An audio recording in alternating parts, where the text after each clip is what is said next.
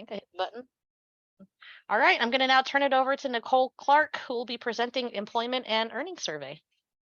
Good afternoon, everyone. Thank you for spending, I guess, the last session of the day of the week with me in the Employment and Earnings Survey. Again, my name is Nicole Clark. I'm a senior data analyst here at CASAS. A majority of my role here at CASAS is to accept and then gather, analyze the CAPE funded data and also the WIOA Title II funded data. And I deal a lot with data submission as well, the quarterly data submission. So that's how I'm involved here at CASAS. But today I will be going over the Employment and Earnings Survey as it pertains to CAPE agencies. This is a new requirement this program year for any of those K through 12 agencies, COEs, that are reporting into TOPS Pro Enterprise. So here, for those of you who are brand new to this whole subject of the Employment and Earnings Survey, I wanted to kind of gather it all together so that you get a better understanding of who's getting surveyed and how things are calculated. So this is my slide here. So again, any student who does not have a social security number and exits a CAPE funded program will be required to be sent an employment and earnings survey through TOPS Pro Enterprise. TOPS Pro Enterprise calculates exiters based on the National Reporting System, or what we call the NRS, the periods of participation. Our definition of a period of participation is a participant's, let me get my laser pointer out, a participant's uninterrupted period of attendance. And if a student stops going to class and stops getting attendance for over 90 days, then that's when they end their period of participation and officially become an exiter. So as we think of exiters, we have to think of that 90-day rule that the NRS created. It's not exactly the end of the program year happens and they become an exiter. It's based off of attendance that is entered into TOPS Pro Enterprise. So that's a little bit of background about what needs to be kind of entered into TOPS Pro Enterprise in order for your student to become an exiter. And I see a question in the chat: are the 90 days calendar days, i.e. including weekends and holidays? So yes, it's those 90 calendar days. And just a little refresher, this is for the students, you're entering these students and they have attendance hours. They're entered into a class or associated with a class instance, and they have one of those CAPE instructional programs, CTE, ESL, ABE, and then those other CAPE funded programs as well. And all of this is to gather employment data, right? So for those students who have a social security number, those will go through an EDD data match in the background. And that's why the more students that you have social security numbers for and exit your program, the less work you essentially have to do on your end as the administrator or maybe the data tech that's doing the employment and earnings survey. And just a little bit of background here on this number two. So this all started with the WIOA Title II program for their NRS Table 5, where they enter in those employment and post-secondary outcomes. CAPE adopted, aligned with this program, and it also is including those additional CAPE funded programs, instructional programs. And quickly, so for those students, again, who don't need a survey, students who don't have who have a social security number or are exempt due to death, military, long-term hospitalization, or incarceration will be exempt from receiving an employment and earnings survey. So before we move forward, does anybody have any general questions about the employment and earnings survey? I just want to do a quick run through before we get into all the steps that are required to submit and send out these surveys. So any questions? No. Okay, so let's move. So let's get started. So going through the exact process. So if there's anything to take away really from this session, especially as a new person completing the employment and earning survey requirement. It's that it's a quarterly process. This is not going to be one of those one and done thing for the rest of the year. You're going to have to keep coming back to it every single quarter. And yes, so thank you, Jamie. I can include the slides here, right? Or does it have to go through CAPE? I just want to make sure. I can upload them, right? You can upload, yeah, just in the chat. You can, Okay. if you have your slideshow, just click and drag. Okay, perfect. I didn't want to ruin any. Let's see. Or if you have a link, I can post that too. I have it here. Sorry, I didn't want to ruin any processes, but okay, so it should be in the chat. And if somebody can give me a thumbs up that it went through correctly. I see it. It's Perfect. downloading for me still, so. Okay, so there's the slides. Okay, so again, it's a quarterly process. So as whoever is in charge of this, they're going to have to continually keep this in mind every single quarter for every single data submission period. First bullet here, so CAPE only students who do not have an SSN will need to be sent as employment earning surveys 2 quarters after they exit. So there's a lot of quarters to manage is what I like to say. So I break this down into a couple different boxes and a couple different terms. So the first one being the quarter to take survey. The quarter to take survey is the data submission deliverable requirement date. And then we have an exit quarter. That is the quarter that the student exited. That was the 90 days after they've had no attendance. Now, some of you are WIO Title II agencies. I do already recognize your names and I know where you're from. So for those of you who are WIO Title II agencies, or maybe you're applying and are going to be a WIO Title II agency, just know that students who exit, or you'll also have to survey those students 4 quarters after exit as well. And then we have our quarterly data submission due date, and that's the last date that these surveys could be sent out using TOPS Pro Enterprise. So question, if there is 90 days between the end of one school year and the start of the next, continuing students would be considered as part of the survey. So even if we start at one program year or at the end of the program year, let's say your school ends in May and the student doesn't come in for 90 days because your school starts back up in October, those students who exited whose last attendance date was in May will be considered an exiter. So just keep that in mind. Okay, so again, quarter to take survey, exit quarter, and then the data submission due date. I'm sorry, there's a plane coming up. What if the student's name is on the survey, but the student is attending now? So we get this question a lot, and I'm going to drag it out as this plane flies over right now. So hold on, sorry.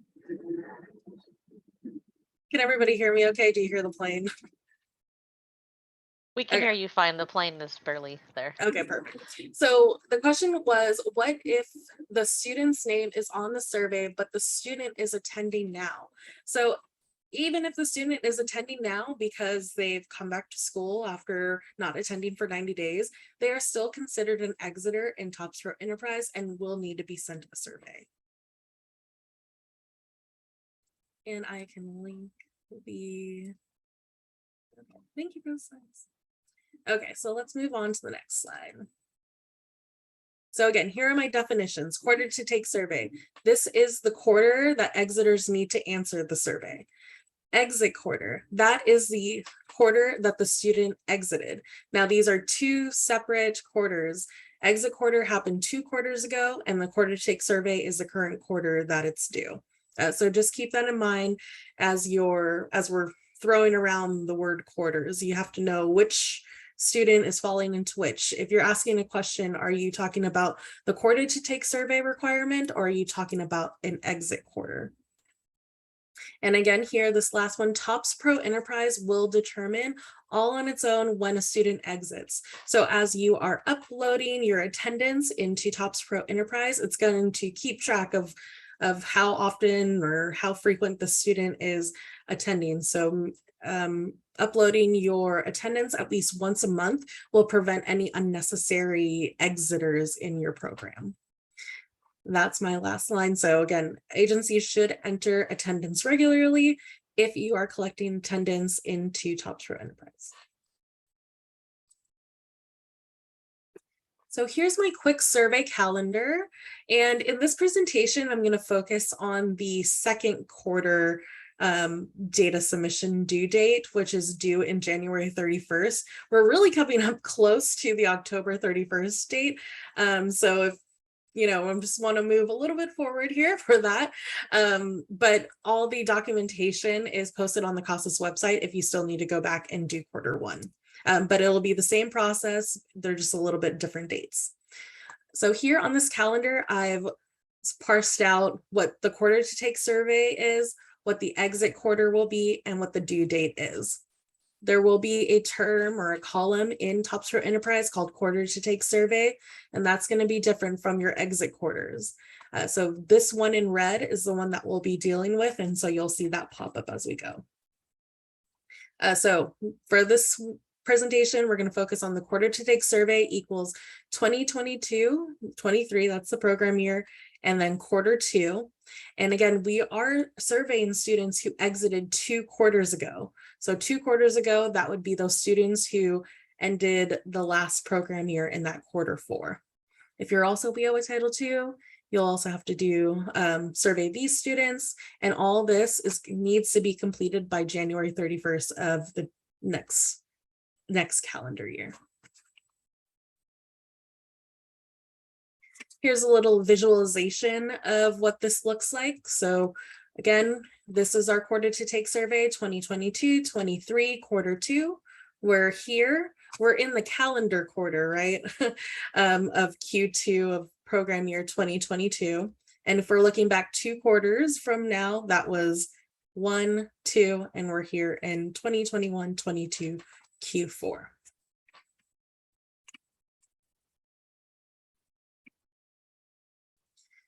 Here are the tasks to complete the requirements. So there are a lot of buttons to press, so keep that in mind, and there are tasks. So I like to break it down into these couple of tasks. The first one is always preparing your data, making sure your attendance hours, all that stuff is updated regularly. Then the next one is saving your exit population.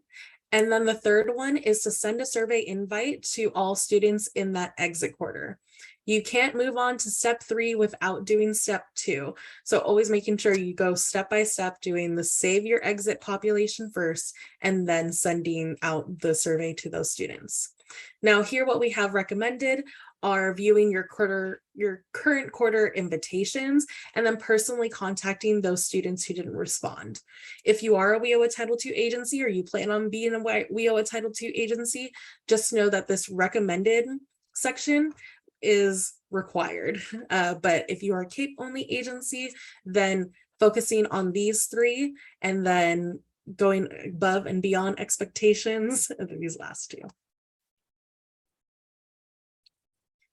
So first step is preparing your data. We always like to say cleaning your attendance hours, making sure they're all entered. The students who exited 2 quarters ago are from last program year. So hopefully you've already done that throughout the summer, all your attendance hours in. And again, students are considered exiters based off of attendance. So if your attendance hours aren't up to date and you run that core performance wizard, then you might have some students who are showing as an exiter that really shouldn't have, because you haven't uploaded your attendance frequently. So always make sure to upload those attendance hours frequently. The next one is check for students who are marked as retained in program.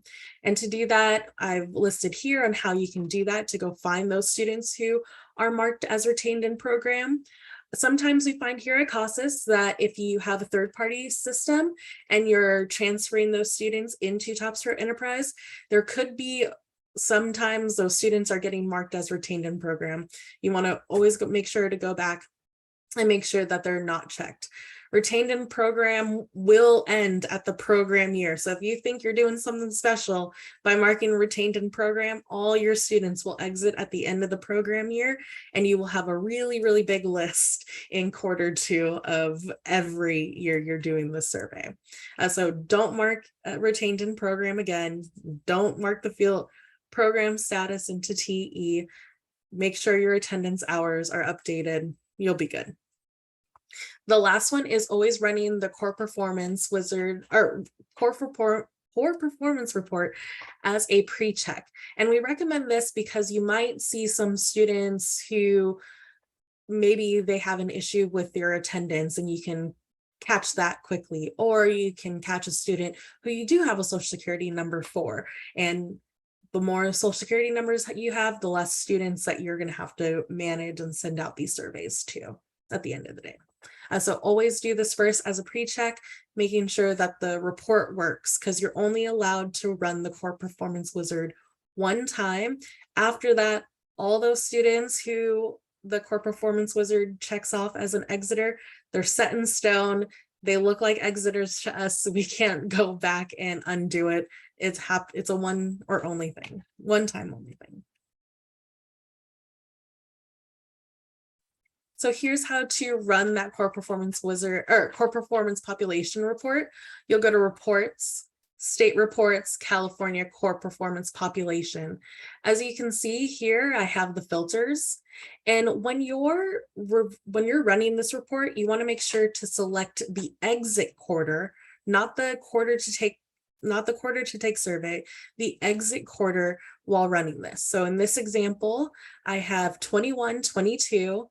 And then under special options, I checked Q4 because those are the students who exited 2 quarters ago.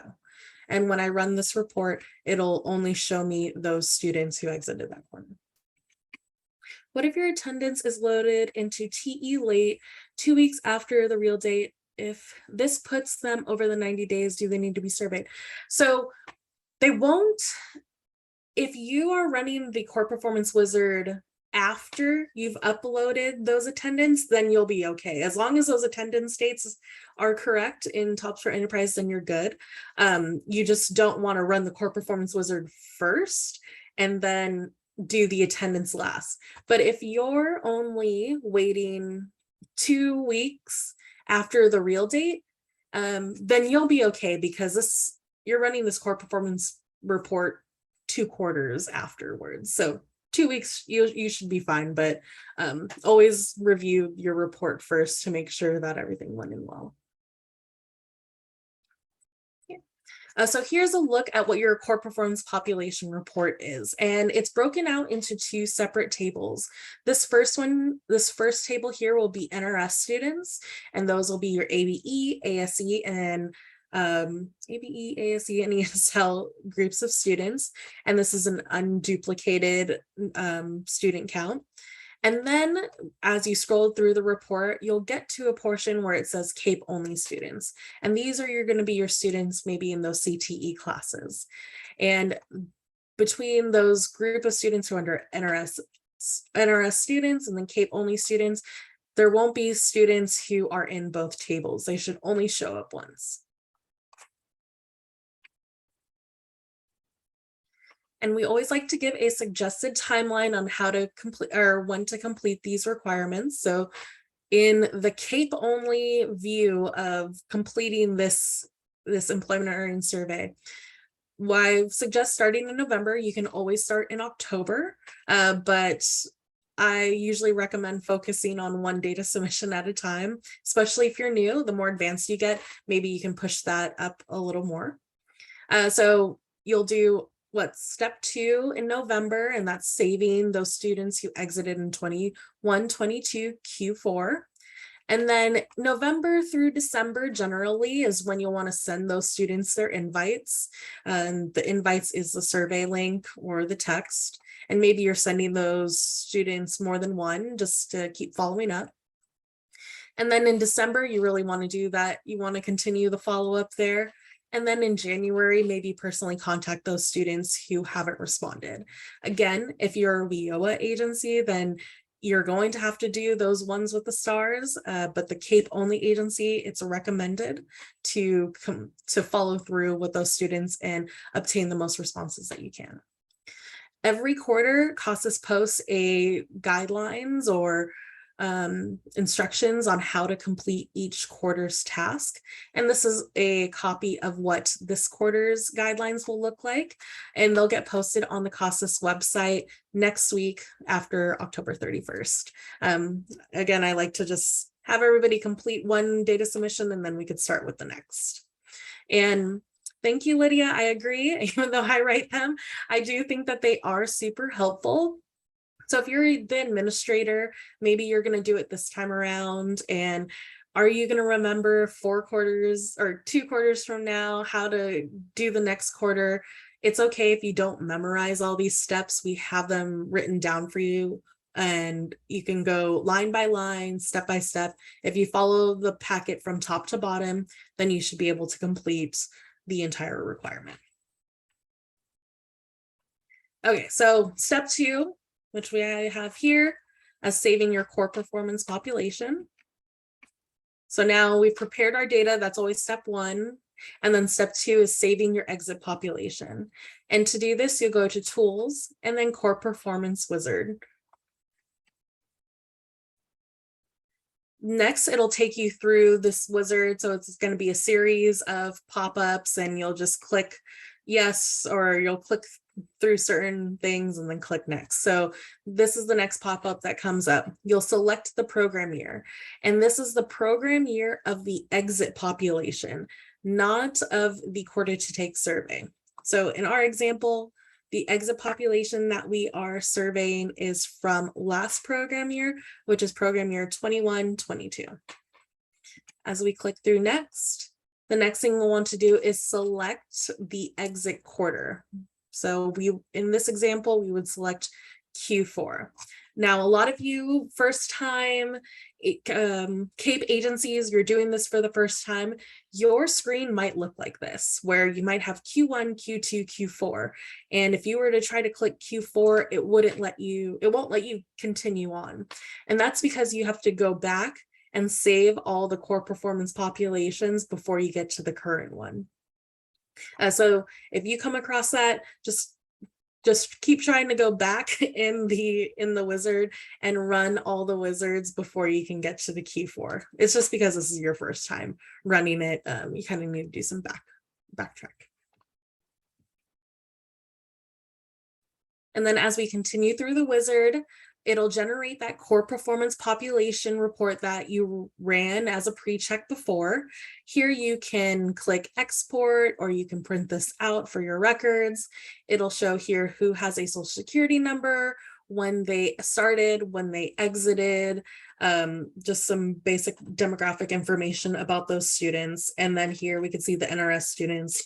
And then in a couple pages, maybe or 2, it'll show the CAPE only students. Make sure that this report looks good to you before you press next. Once you press next, then it's just to the finish line. You'll go ahead and press finish. And after that, your whole core performance population is saved. So again, prepare your data and then run your core performance population report to make sure everything's good and run the wizard. Once you run the wizard, that's it. You can't go back. Everybody who is identified as an exiter in that report is going to be saved and need to be sent a survey in our eyes. So step 3, any questions before we move on how to actually send students their invite? That was a lot of like pre-workup stuff up until now. So now we're getting to the part where we're sending invites. Any questions? And I get that it's a lot of steps. And again, we have documents, so it'll be okay. Yes, okay, that's a good one too. So check for duplicates before you finalize. We also recommend before every submission too to always check for duplicates as well. And there is a way to do that through TopsPro Enterprise. And but yeah, make sure you're checking for those duplicated students. You don't want that. Okay, so step 3 is sending the surveys to the students. So now we're here, we're sending the surveys, right? We've saved we have our group of exiters. TE determined all that for us. We don't have to really think about who's an exiter and who's not, because TE determined it through the core performance population report. So here now we'll have to go to our core performance students lister. And to do that, we'll go to records and then core performance students. On the lister that gets shown, these are all the students who do not have a social security number. And these are going to be all those students who need to be sent a survey. By default, this lister will default to 2 exit quarters back. So if you're completing the first quarter requirement, you might need to unfilter, you might need to check this, unfilter that, and then check off the right box. So make sure you're looking at the right exit quarter. And before you send out these surveys, you can go through and make sure that all the students' emails and phone numbers are accurate and that it'll actually send them an email. This is also something that shows up in your CAPE data integrity report. So if you are running that data integrity report monthly, at the very bottom, it'll say missing social security number, missing phone numbers, missing emails. You can check there how many students are missing emails, but hopefully you've checked that. And then now you have accurate emails and phone numbers on this. So some agencies, you might want to know who is a CAPE only student and then who's not. There is a column that you can add to this lister and it's called is CAPE only, and that'll show you who, it'll mark a yes for those students who are in that CAPE only bin and then those students who are in the NRS bin. Now to send those surveys, and I'll be able to get into TOPS for Enterprise and go through this a little later. But to send those surveys, you will highlight a group of students. I usually recommend that you maybe highlight them by their native language, or maybe you want to highlight them based off of email, or a group of students you know you're only going to send a phone number to. So you'll determine how you want to group these students and then send them out. Like for example, so if you know you want to group up all the students whose native language is Spanish, then you'll group all those students together and then send them all the same email. Then you can go back in and then group all those students who native language is English and then send them a different email. Or survey. So you can group those students that way. It's all dependent on you. Maybe your agency is big, or maybe you want to do it by class. It's all up to you. And I can kind of go through why a little later, why that might help out. But so you'll select that in TOPS for Enterprise, and then at the top you'll click Send Survey Invite. If you have a small screen, you might have to click More and then click Send Survey Invite. And then here we are in another wizard. So it'll have you review those selected students. It'll take you to this screen here, which will list all the students that you've selected or you've highlighted. If you have a student that got into this group of students on accident, then you can highlight that student and click on this and it'll just remove them from this list. Next are more pop-ups. You'll select the language of the survey. So this is why I said maybe you want to group those students whose native language is Spanish together, and then group those group of students whose native language is English in a separate case, or Vietnamese. That's one of the reasons why you might want to group them all together. And then you'll decide the delivery method, whether that's by email only, SMS only, or both email and text message. Maybe you don't want to text any of your students, you only want to send emails.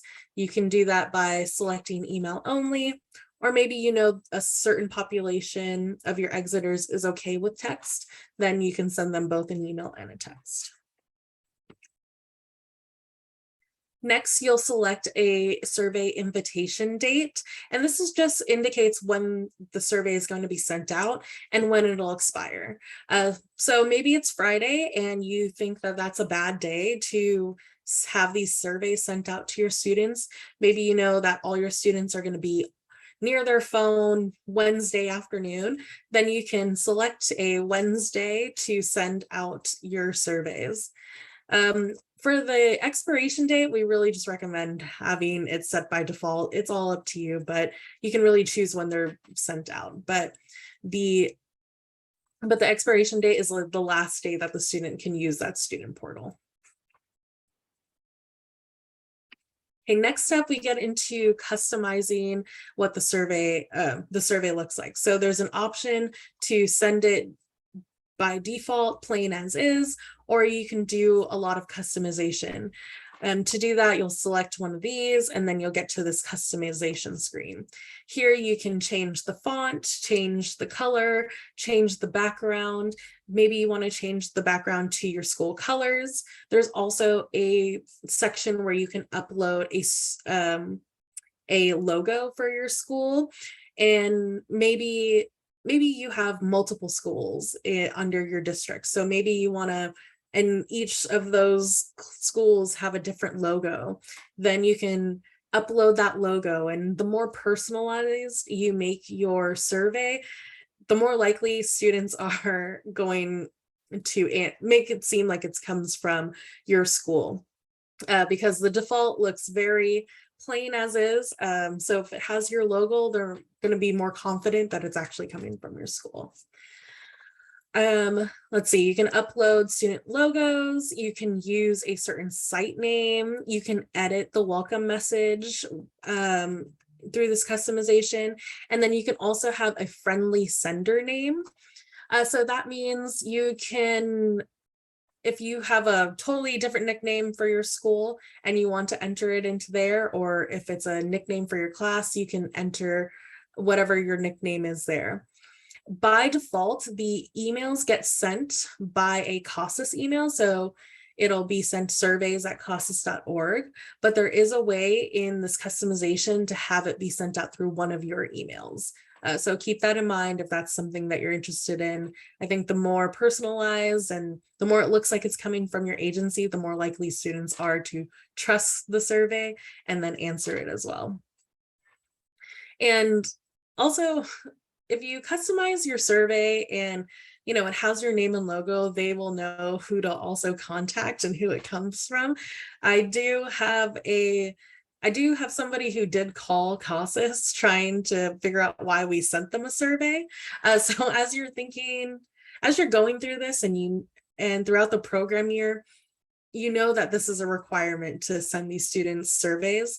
So informing your students that they're going to be sent a survey and having it show in your name would help them out a lot. The person who called didn't feel wanted to double check that the survey was a legit survey and wasn't somebody just trying to collect some information from them. So make sure you're prepping your students to receive this survey as well. And maybe that's something that you do at your administration level.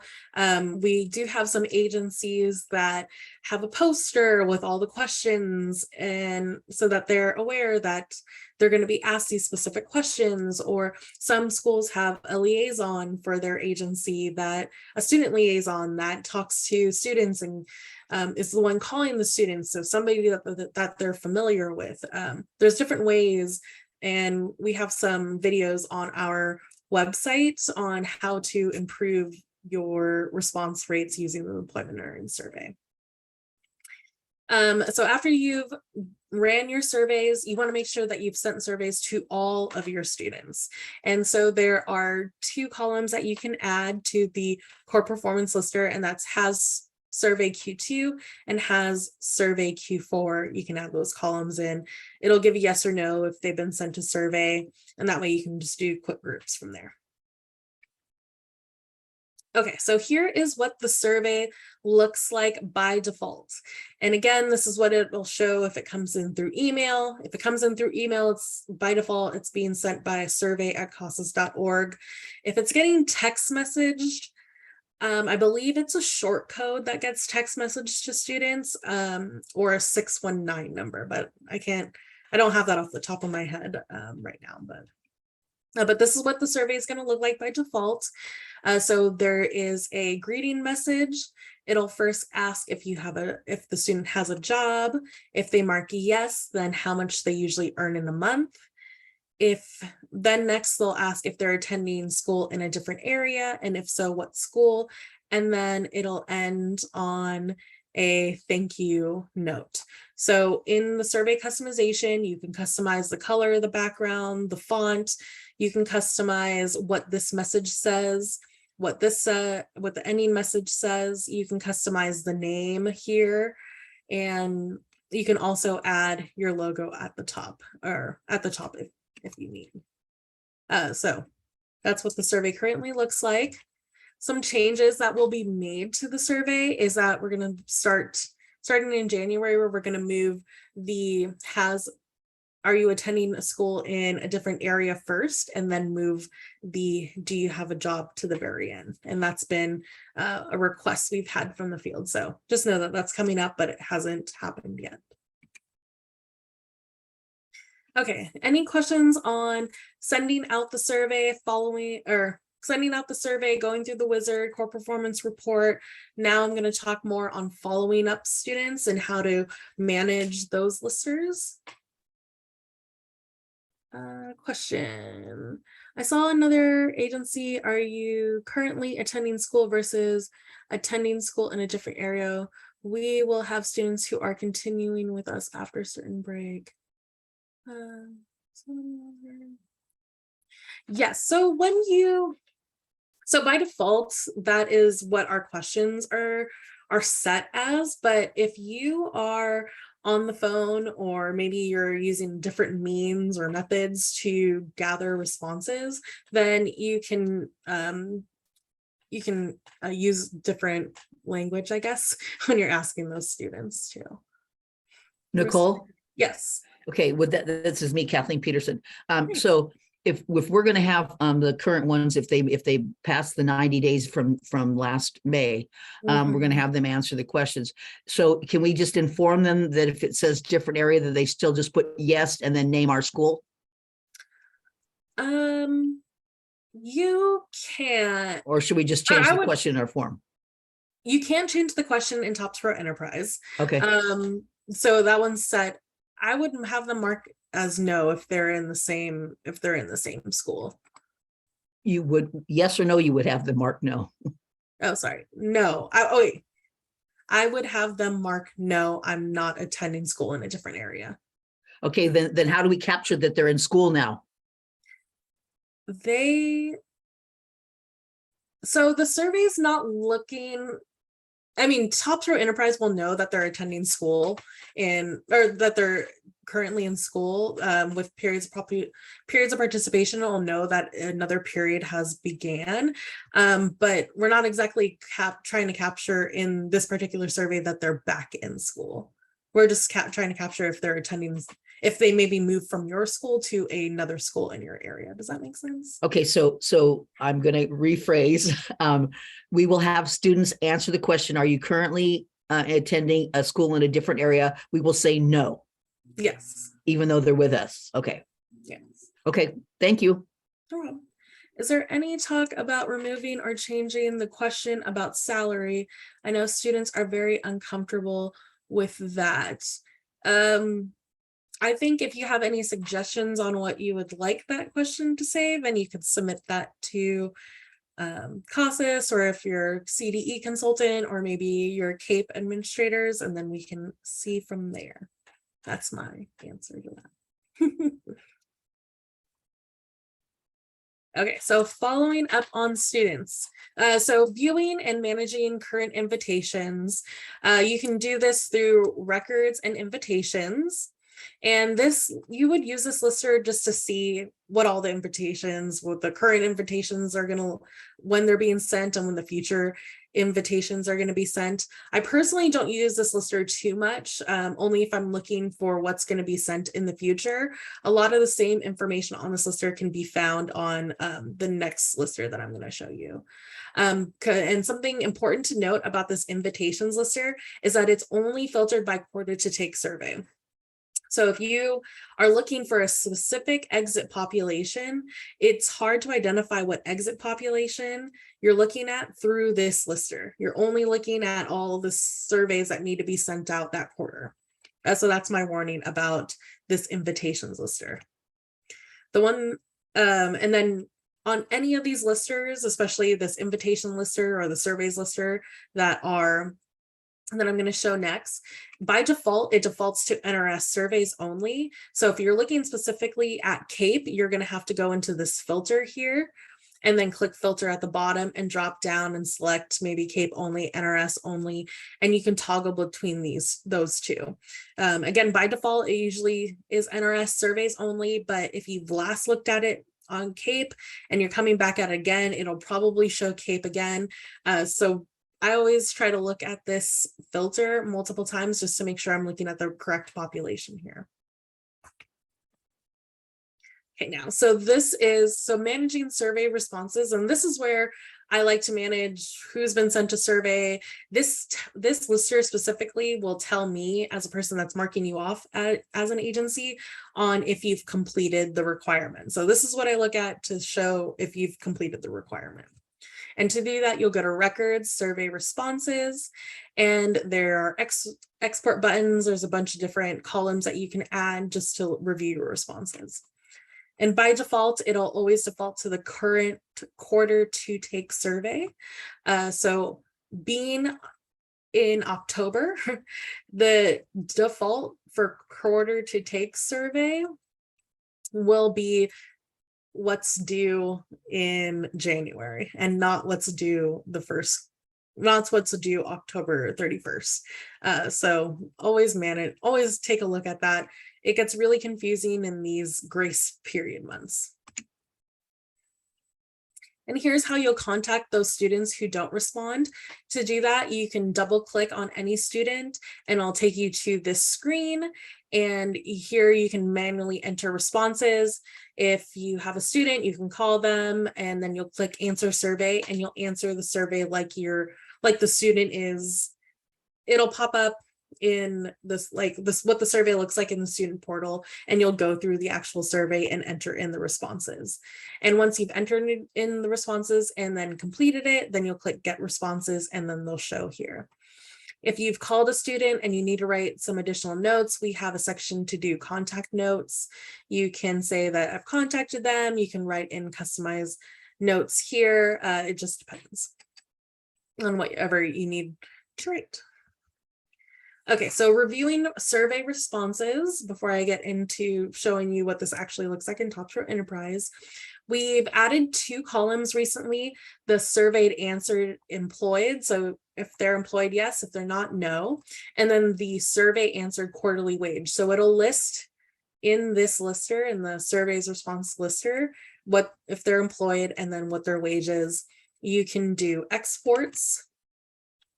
You can click export the whole lister, or you can do export student survey items, and then that'll also show you all the survey items. If they answered, if they're attending school in a different area, that'll be on this export student survey items, and it'll be on the very, very right of the Excel sheet. So you'll have to scroll all the way to the right to get that. Some additional reports is, again, the core performance population report.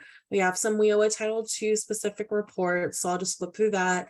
Here's what it looks like, how many were delivered, failed, how many responded, how they were responded. And then just another summary, if they got an invitation, how many accessed it, how many haven't responded.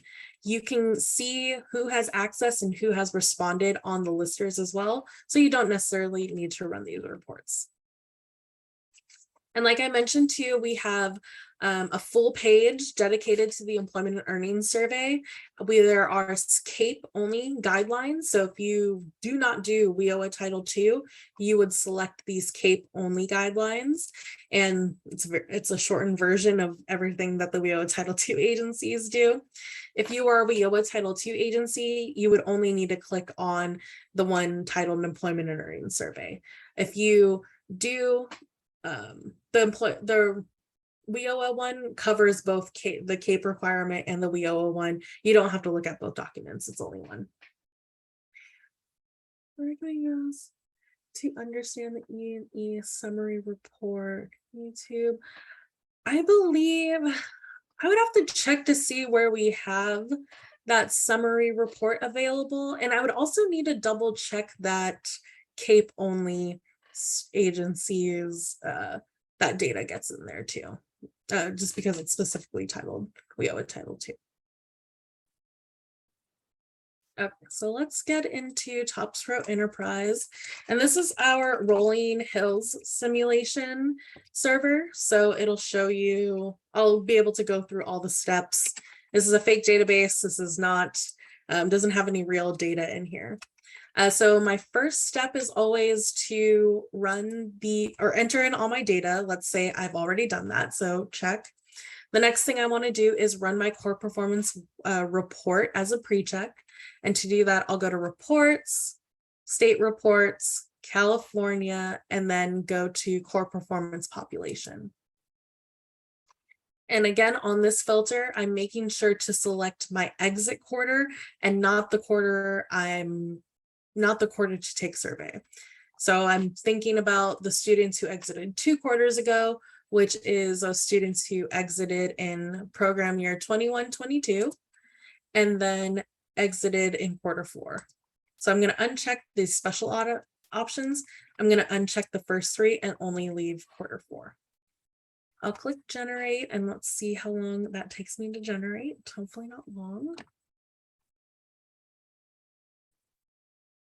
It'll probably be long because now I've done it. There you go. Okay. So here's my core performance population report. Here's that first table I was talking about with NRS students. And then if I scroll down, you'll see birth dates, if they have a social security number, when they started, when they ended. I'll also mention here now too, if you are entering attendance hours, make sure that you continue to enter the same attendance hours throughout the whole program year. You don't want to switch from daily to update and go back and forth. You want to make sure you're doing one and only one in TOPS Pro Enterprise. Sometimes that can mess up the periods of participation. So sometimes there might be a student in here that looks like they've exited, but hasn't. It could be that switch between update and daily that makes things that are making students look like they're exiting. Okay, so scrolling down, so here is where my CAPE only students start, and it has the same information. Again, none of these students listed on here should show up here. They might, if you have a duplicated student, I can't guarantee you that, but they shouldn't be duplicated. Okay, so now I'm going to say that everything here looks great. I've double checked that I have social security numbers for as many people as possible. Yes, some agencies are allowed to collect social security numbers and some districts don't allow you to. That's fine. It's always up to your agency, but the more social security numbers you collect, the less employment and earnings surveys you have to send out. Okay, so the core performance population looks great. Next, I will run my core performance wizard, which is under tools, core performance wizard. And then this pop-up comes up. And again, I'm selecting the exit quarter. So in this example, Rolling Hills, that's my agency. Then I'll select 2021, 22, which is the exit quarter. I'll click next. And if I get to a screen and it tells me all surveys already generated for all quarters, this means that I've already ran the core performance wizard. So I can check that off my box. I can move from step 2 to step 3. If I haven't, then you can just continue on through the wizard. So I'll exit out of here. The next thing I'll do is I'll review those core performance students. And to do that, I'll go to records, core performance students. And by default, again, this is 2 quarters back, and this is why it's showing me that 21-22 Q4 students. Here are all their phone numbers or cell phone numbers. When you're sending them a text, it's going to look for a number here to send a text to. Here are the emails. I showed you that you can look at certain columns. So what I'm doing is I'm right clicking here at the very top. And then I have all these column drop downs. I can add in has survey Q2. And here I can see that none of these students who exited in 21, 22 Q4 have been sent a survey. It also tell me here invitations ready to go if they have or have not as well. So now here's my list. I'm ready to send out students. Are we allowed to send them text messages? So the Topsword Enterprise will allow you to send text messages out to students, and you'll have up to 3 times to send them a text message. You could send as many emails, but we really recommend 3 times before personally contacting them. I'm not sure if there's any else without a signed consent saying they get approved or not. I'm not too sure if that might be a local policy decision. I'm not sure if anybody has that or not. Lydia, I know I'm putting you on the spot here. Do you have that policy? So what we have found is a lot of our students are getting inundated with both emails and text messages. Our third-party system does have an opt-out, but I'm not quite sure about TE having an opt-in or out with regards to the employment and earning survey. So I can't speak to that. I don't know if they have that option when they get sent a survey. So I'm only sending it out twice, and then it goes immediately over to our office staff, and they do the 3rd time with a phone call. And it's at that point where the students have the opportunity to say, leave me alone. And then I'll go in and remove their phone number or their email address from the database so that there's no way they can get it again, because I don't see an option in TE to say, stop contacting these people. And that's with us prepping our students in all of our orientations with saying, oh, this is going to happen. These are the questions. So they're all fully aware that this is happening, but I don't see anywhere where it says, stop contacting me. And so if that's something at your agency too, then you could just send the emails too. Yes. Yeah. Okay, so we only do it twice, and then that's it. So here we are sending email. Oh, so now we're selecting a group of students. So I'm just going to select these first 3. Let's say I want to select all those who are in Spanish, or I'm just going to select this very top with a native language of Spanish.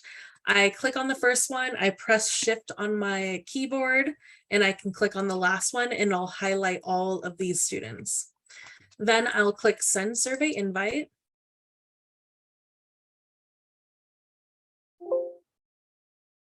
Okay, it'll pause on me, so everybody can still hear me okay? Yeah, we can hear you. Okay. Well, I think my TE might have given out on me a little bit, but let me check really quick. Yeah, let's see here. Okay, hold on just a minute. Oh, here we go. There it is. It hid behind a couple of my Zoom stuff. Okay, so then it'll ask me if I want to administer the survey for 10 students. Yes. Then another pop-up should be popping up.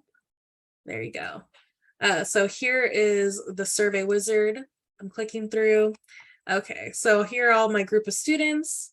I see that this student doesn't have a native language of Spanish, so I'm going to remove them from the list. I'll highlight that and click delete student records. And then I'll click next. And then I can select a delivery language. I know that the native language for all these students is Spanish, so I will select Spanish. Next. I know that these group of students might only want to be contacted through email, so I'm just going to say by email only. And then I'll click next. Here I have the option to select when the surveys get sent and when they don't. Okay, Friday's not a good day for my students, so I'm going to select Monday. And then I'll leave the expiration date usually as is. And then here's where we get to choose between administer without customization or administer with customization. Let's do apply survey customization and click next. And then here I can preview what it looks like in the student portal by clicking here. It'll give me this link and I'll copy this link and put it into a web browser. So I can copy that. Let me put this into a web browser. And then this is what the survey will look like to a student who's viewing it through their web browser. So go back to TE really quick. Okay, so here I can change the alternative name. Let's just say that we go by Rolling Hills School and not Adult School. I can scroll all the way down here and maybe I need to clear this image or select a new image. I can determine where it's going to be set, if it's small or large. And then here in Friendly Sender, this is where I can say, oh, this is from Rolling Hills, or I can select alternative email, sending survey invitation, then I'll put my information here for it to be sent through maybe your email and not the survey@casas.org. You can edit the message and here's the default layouts, the colors and all that. So once I do that, I will click next and I will continue through. And I'll do that for all the students who are on this list. And once I send out those surveys, I can go to records, survey responses. And then here on this list, I'm going to look at my filter. And here I'm looking at only NRS exiters. I want to look at CAPE. So I'm going to go to filter, filter here, then go to CAPE only and look at my CAPE only students. Here I have 2. I can see if they've accessed the survey, responded. It looks like these students, they don't need to be surveyed for a while. So these are in the future, and that's okay. I can see any contact notes that I have here. Maybe I write a contact note that says don't contact through phone anymore. And then I can add a couple columns here that says survey answered, employed, surveyed, answered, quarterly wage. I'm going to go back to my NRS because I know that there are some responses here. So I can do all that. I can export, I can click export student survey items too. So it's all up to you about how you want to look at it. And if you use your own email, how does the students on the second set of surveys know? How does the same students on second set of surveys normally sent auto by TE happen? Can you clarify that question for me? Okay, so I'm coming up to one. Okay, go ahead. Sorry, I wasn't sure how to word that. So we're sending out this set of surveys for students right now. Yes. For this exit, and then 2 more quarters from now, TE is going to send out the survey again to them. Mm-hmm. So if we have sent it our first time, if we went through and manipulated all the friendly stuff, then how does TE send it the second time? It'll remember it and it'll send it out that same time. It'll send it out like friendly from me. Yeah, it's an automated send. It's an automated send out. So once you do it once, it'll do it again in 2 quarters from now. Yeah. Got it. Thank you. No problem. And since I only have probably less than a minute left, I'm sorry to really push this up to the last of the hour. I'm just going to go over here where you can find all this information on the CASAS website. So we're here at casas.org. We'll go down to California Adult Education and Accountability. Click on California Employment and Earnings Survey. And then here we have a panel discussion that you can review that's on YouTube. Some general information about why we're completing the survey. And then here for you CAPE only agencies, you'll select this CAPE only and you can download the documentation. Again, it goes through each and every step, each and every click that you need to make. And then also at the very end too, I have a frequently asked question. And my top frequently asked question is, how do I know I've completed the requirement? And that's the first one. So again, here's how you know that you have completed the requirement. I basically need to see that you've sent out the surveys to the proper exit quarter. And if you have those exit quarters in this surveys lister here, then I will mark you off and you'll be sent a data submission confirmation. But you can always refer here on how you know that you've completed the requirement. Okay, but I think I went over by a minute, so sorry about that. Any ending questions or anything like that? If you have any questions, you can always email CAPM, for you at CAPE. I would recommend emailing me at cape@casas.org or text support. If you email cape@casas.org, you'll probably get me again too. So if you have any questions, if you just need me to look at making sure that you've done certain steps correctly, I'm always happy to do that. You could just send us an email and I'll do that. But thank you all for your time. And I guess I'll stick around if you have any questions. Hi, Nicole. If it's okay, I have a clarity question to ask about the. Sure. Okay, so I'm the one that asked about the 2 weeks late on attendance. What Yes. happened was we are one of the schools that do not meet during the summer. So when we count the days from when they left on May 26th to when Okay. they returned classes on August 22nd, it's not 90 days.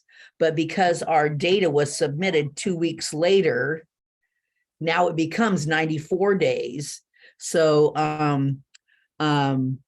that's why I was asking, is it when the attendance started again, or is it when it gets entered into TE? When your attendance starts again. Okay, so Yeah. so we don't have to survey if all those students that are currently with us now that were with us in May and had that period of non-attendance, if that period of non-attendance from when their last day in May and their first day in August, if that number is less than 90 days, then those students do not need to be surveyed. Correct.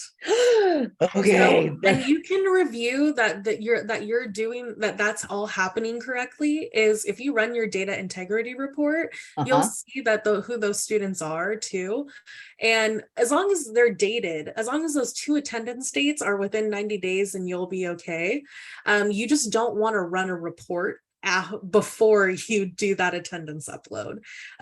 It'll all right. Okay. So Yeah. it's been done now. It's just, and we learned our lesson, and it has to happen from our district office, has to put them in from Aries into our TE, and they were behind. And we didn't jump on them. And now we know that we have to make sure that this should be the last time it would ever happen. Yeah, and I mean it's all dependent on that attendance date that's entered. Okay. Yeah. Okay. So yeah, because you can enter 3 weeks ago. I said, oh, I made a mistake and I didn't include a student. So I'm Yes. putting their attendance in now. Yeah. Yes. But it's under that date. Yes. Okay. So what do we need to do first? We need to run a DIR on what our. Yeah, I always recommend continually running the data integrity report just to make sure everything's up to date, that you have the certain students and programs where, you have all that data. And then at the very end, it'll kind of tell you if they're exiting or not, or if they're about to exit, or if they're going to exit. You can catch those students. So that's a good way just to clean your data. And then use that to help clean your data, make sure that all the attendance is done. And then you'll run your core performance wizard, or you'll run your core performance population report just to verify that everything still looks good and that the students have, are not showing as exiting. And if somebody looking like they're exiting in that, then that's when you would go back and kind of figure out why. Okay, yeah, because it could be students that weren't there till the last week. Maybe they exited at the beginning of May and it took them into the 90 Yeah. days and they came in the second week of August, the second week of the fall semester. Yeah. Yeah. So, and I'm not sure what agency are you from? Garden Grove Adult Ed. Okay, so you're WIOA Title II agency, so that's also another a thing to keep in mind, especially because this is very particular, is those 90 days. Yeah. Yeah. Well, no, I was told, and I was told by Jay and I was told by others that we do want to make sure that we get the 90 days. But when I found out that the 90 days was that we added the caveat of, oh yeah, we didn't get our attendance in time. So then that put another step on me clarifying, because we were ready to set up all of the continuing students. We were ready to just set up a tech day and have them all go in and do the surveys, so okay. All right. Yeah. Thank you very much. Thank you for that clarity. And I'll be talking to our data people about making sure that we can clean up our data. Yeah. Thank you so much. No problem. Any other questions? All right. While people are thinking of questions, I just want to point out that I put the session evaluation and the overall conference evaluation in the chat. So please make sure and take a moment to provide feedback there. It doesn't look like there's any other questions. I don't think so. Okay. Well, with that, it's a wrap for the Cape Summit 2022. Oh, Wow, we made it. yes, we All right. did. Well, have a great evening and have a great weekend, everyone. Thank you. Take care. You got a Bye. couple things, thank yous in the chat too. So Oh yes, I see somebody I know very well. nice. Oh, it's Jane. Hi, Jane. All right. Take care, everyone. Have a great weekend. Bye. Bye.